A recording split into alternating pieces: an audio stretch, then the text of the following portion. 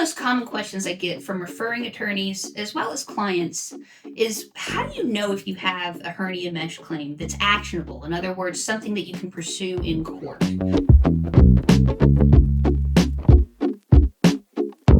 Well, the answer is complicated because these are complex cases.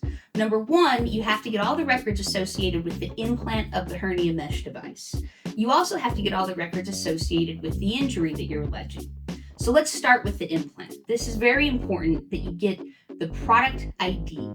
You have to know what device was implanted because that tells you the manufacturer and it also tells you the device.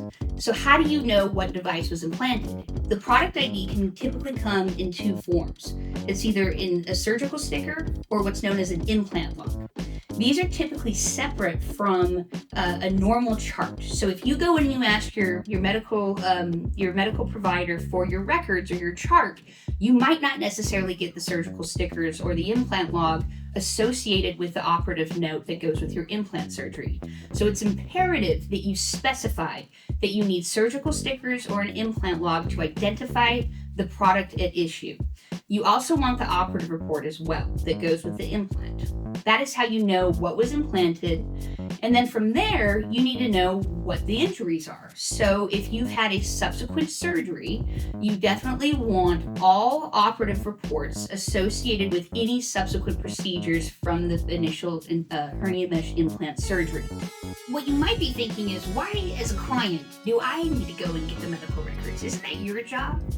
Well, the answer is simple. If you want your case evaluated quickly, then you should get the medical records. The reason is when a provider gets a request from an attorney's office, that request goes to the bottom of the stack. Providers put the patient first. So the patient's request is going to happen usually within 24 hours. You're going to see a turnaround, if not that same day.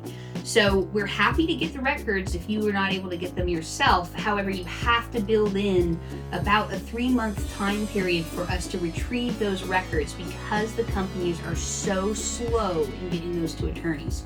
So I can't stress enough, if you want your claim evaluated quickly, please go and get those critical notes that I talked about, which again are the product ID in the form of a surgical sticker or an implant log, and then proof of injury, typically in the form of an operative note. Those are the key records that you need to specifically request.